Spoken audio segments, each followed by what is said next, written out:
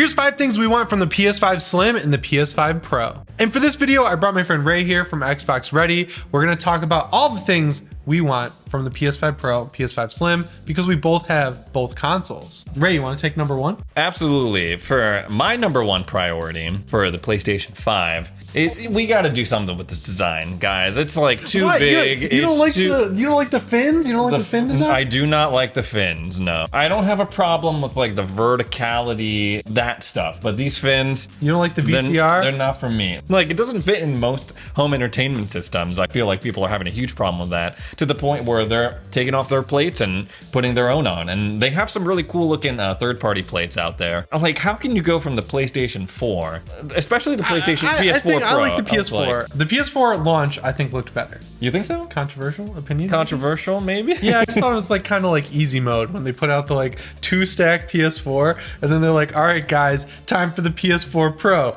It's just 3 stacks. I don't know. It was cool. I get it. They wanted it to look understated. They wanted it to just like blend into your entertainment center. They kind of swung the complete opposite direction with this bad boy. I challenge you to find a device that this does not stand out next to as a PlayStation 5. Like, people know what this is, and it's not nearly as iconic as like the PlayStation 3 launch. So we just got the plates that are different colors because they basically cease and desisted dbrand, and we're like, we're making our own custom plates, so you guys can't make them. They've got a few different colors. They've got like blue, maroon, black. I love the black ones, but what they don't have is custom ones that are like collector's editions for games. Right. It would have been cool if when Horizon Forbidden West came out, if they also released a special set of plates along with it. Because what do you think these things cost to produce? Like 10, 15 cents, maybe $1 each, and they're selling them for 50. I think people would pay a lot more than that for a custom edition that was like Ghost of Tsushima themed, maybe even like Death Stranding themed. You of course Horizon Forbidden West.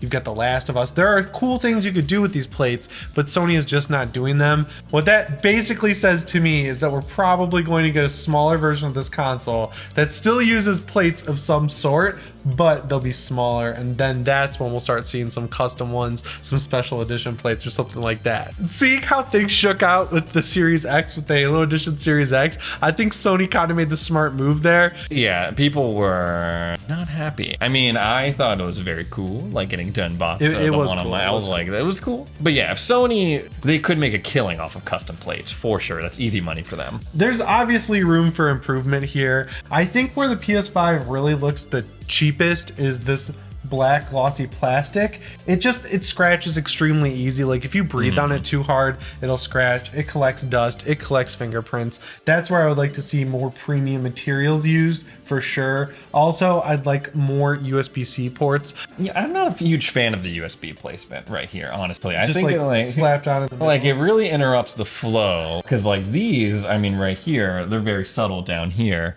The eject, the power button. I enjoy that. Out of the way, subtle, goes with the design of the glossy thing that you're not a fan of, apparently.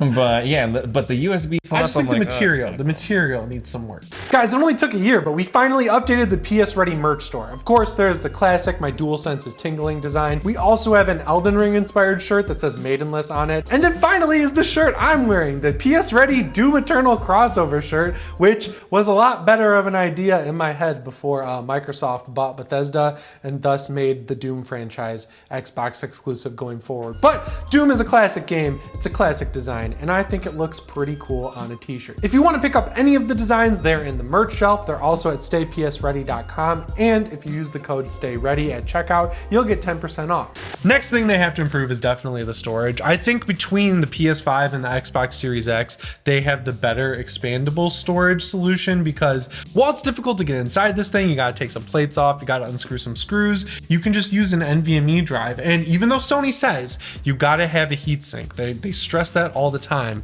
If you are strapped for cash and you have an SSD laying around, you can get away with using it without the heatsink. I know people are gonna freak out about that, but there are a lot cheaper options than using the storage expansion unit. The proprietary Seagate SSD card. Yeah, definitely easier, but it comes at a price, that convenience.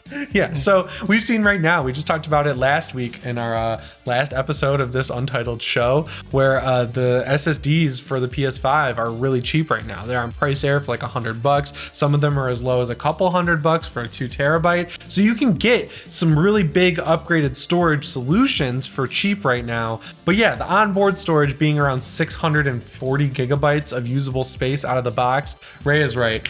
Nowhere near enough. I don't know what Sony was thinking there. Like the fact that it doesn't even have a max capacity of a terabyte in 2022. Like, come on, Sony, what are you doing? Yeah, I feel like just, a single terabyte. I don't know if we'll see anything beyond that from these like console refresh type of things, but a full terabyte, that's like the standard now, right? So that's definitely something that they have to up. Second thing, keeping with the hardware, I would like to see is a slight revision of the DualSense controller or a Pro version to compete with the Xbox Elite Series controller. I think Sony is leaving money on the table by not having a premium option. There's some easy stuff to include there. I've talked about it in other videos. You include the paddles, you use more premium materials, you do different colors, and of course, you include a bigger battery. I think that's the biggest thing hurting the DualSense right now is how bad the battery is. Even if you turn the LED down or off and set the like lowest limit of leaving it idle before it turns off, it still does not last long enough. And they had that weird issue when the PS5 launched where when it was at half battery, it would say plug it in, which made it even feel shorter. Well, could there perhaps be a controller option that doesn't have the DualSense and the adaptive triggers,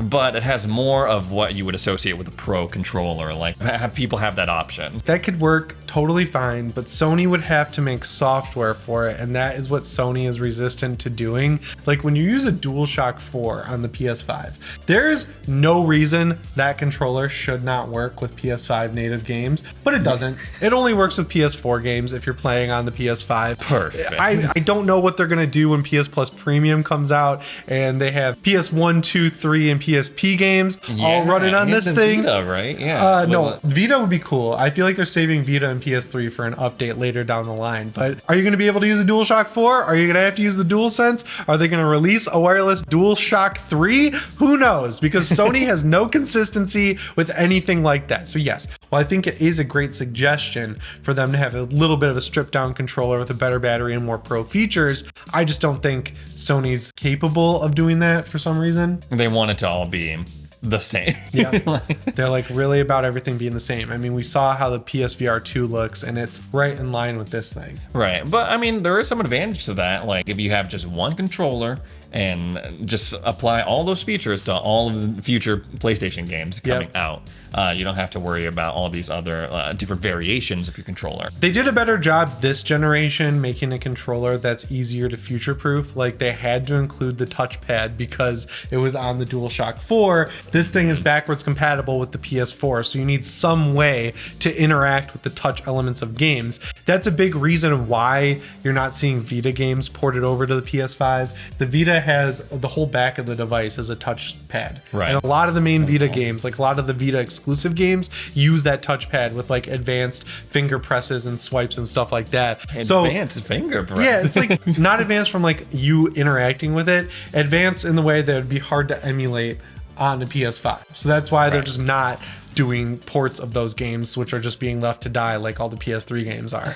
It's great. It's awesome. I love Sony's philosophy there. So sad. So yeah, I'd love to see a more unified design from Sony across the board with their controllers, but a Pro controller would be great. So last week we talked about PSVR 2 being delayed, and I could see it kind of launching alongside whatever refresh console that PlayStation puts out. So I would like to see some of the big dogs get in on the VR game. Guys like Naughty Dog, Santa Monica, like getting in on the VR action. So yeah, hopefully whenever the PS5 Pro comes out, it syncs up well with the PSVR 2 release. That'd be cool. It'd be cool if you could get a bundle with both things together. Ooh, that get would people be... in the door. With the PS5 and the PSVR 2, they're running into the same issue they had with the Vita, where they, instead of getting like Naughty Dog to work on a Last of Us game or Guerrilla to work on a Horizon game, they get a Horizon game going and it's Guerrilla in collaboration with a new studio. Like I think they're called Firesprite. They just bought to work on Horizon Call of the Wild. On the Vita, you would have like Ben's studio instead of Naughty Dog working on Uncharted with Uncharted Golden Abyss. Not to like discredit Ben, because I think that's actually better than the first Uncharted game, but Sony doesn't like forcing their main studios to adopt new hardware and make games for it. It's usually like if they come to them with a cool idea, then you'll start seeing that stuff. So yeah, I would like to see more unification within Sony to make sure that their actual like best developers are doing something with the VR headset, because if they don't, we're going to run into the same issue we had with the Vita, which is where nobody in the PlayStation first party roster supports it. So I definitely see what you're saying. You guys knew this was coming, but the next thing I really want from the PS5 Pro and Slim is 1440p support. It is crazy that you can plug, like still in 2022, you can plug your PS5 into a 1440p monitor and it'll output 1080p. That is nuts, because there are games that run at 1440p available on the PS5. So even if you're connected to a 4K monitor, they'll run at 1440p. So why isn't the resolution supported? And you have a 1440p monitor. I do. Right? It's 240 hertz. It's a nice 32-inch one. When I plug my PS5 into it for capturing gameplay, it goes right down to 1080p, and it looks horrible. And people just flame you for it's like, why would I buy a PS5 to play games at 1080p when they could be played at 4K? I mean, the PS5 looks incredible on my 4K TV for sure. It like outputs natively there, and even when 1440p is being upscaled to 4K, it looks awesome. I just feel like this is something Sony could have patched. How long has the PS5 been out? A year and a half? They could have done it like a year and 5 months ago. Yeah. Like, how long does that take to get going? Hopefully that comes out before the new PlayStation 5 comes out. It's Sony. They'll want you to have every reason possible to upgrade the console you already have. So I feel like even though they could just add it with a software update, they'll just make it a feature on the PS5 Pro, and everyone will be mad about it for 10 minutes, and they'll just angrily throw down $500 and bring home their shiny new PS5 Pro. The other thing, got to move on with other software features that should have been there day one and for some reason aren't. You're familiar with this. Variable refresh rate. You love this on Xbox, don't you? Yeah, I love that on Xbox, and I have a monitor that supports that for sure. Been really helpful when Elden Ring first launched. There was a lot of stuttering, a lot of frame rate issues, but with my variable refresh rate turned on, it wasn't as bad. It wasn't perfect. They've since patched it up at the time, but it has come in very handy. So what variable refresh rate does basically is match your monitor's refresh rate to whatever frame rate the game is running at. So if you're playing Elden Ring at 60 and it drops to 55 frames per second, the monitor will evenly match with that, and you won't get stutters, you won't get screen tearing, really irritating stuff that's super noticeable. And it's nuts because you see Sony doing other cool things with graphic options, like when you plug it into a 120 hertz monitor, if you're playing Ratchet and Clank, you can run it at 40 FPS, and it basically feels as close to 60 FPS as you can get without being there.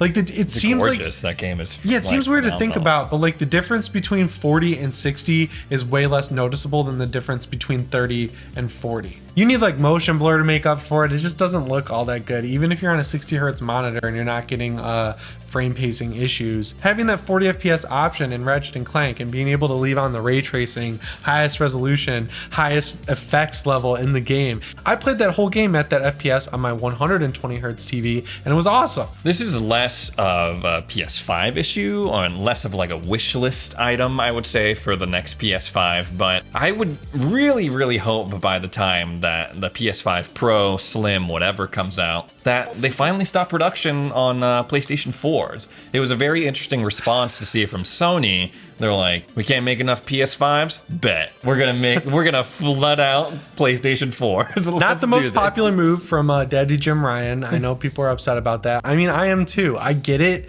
They want people to play games. They want people to buy Sony games. Right. A lot of Sony's best games are available on PlayStation 4. And that's not even ending with Horizon Forbidden West. God of War Ragnarok is allegedly going to be the swan song of the PS4. But even then, I think they pushed it too far. That At some makes point, sense. you just gotta say, we're leaving people behind. With Ragnarok, that makes sense because it looks mostly, engine-wise, the same as just regular God of War. God of War 4, if you will. God of War 4, yeah. And that is a better solution than, tying these exclusives that are coming up to the PlayStation 5 when people can't get their hands on the PlayStation 5 very easily. But hopefully by that time, they can really leave all that stuff behind so we can see what these new games can really be. Yeah, I mean, when the PS4 came out, Sony abandoned the PS3 almost immediately, I want to say, instantly. They had bangers after bangers after bangers coming out on that console. And I'm not saying that the games that have come out for PS5 are bad. It's just that the exclusive ones we've gotten that aren't available on the PS4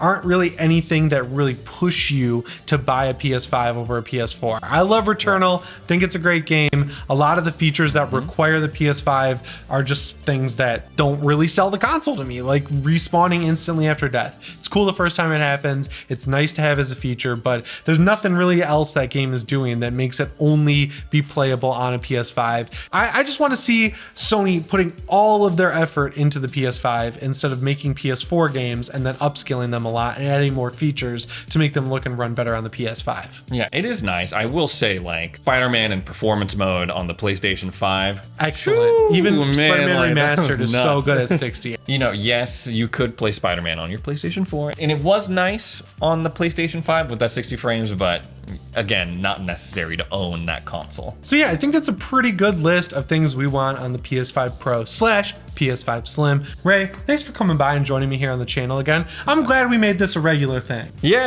I enjoy it. I mean, it's a nice change of pace for sure. I don't know anyone who's watching a PlayStation channel that would want Xbox news, but if you're interested, check out my channel, XboxReady. I'm also on Twitter at StayXboxReady, and I had my first viral TikTok as well the other day, so I'm also on there, StayXboxReady. Check it out. And you can find me right here at PSReady, and if you want to get the latest Steam Deck news, check me out at DeckReady, and also follow me on Twitter at StayDeckReady.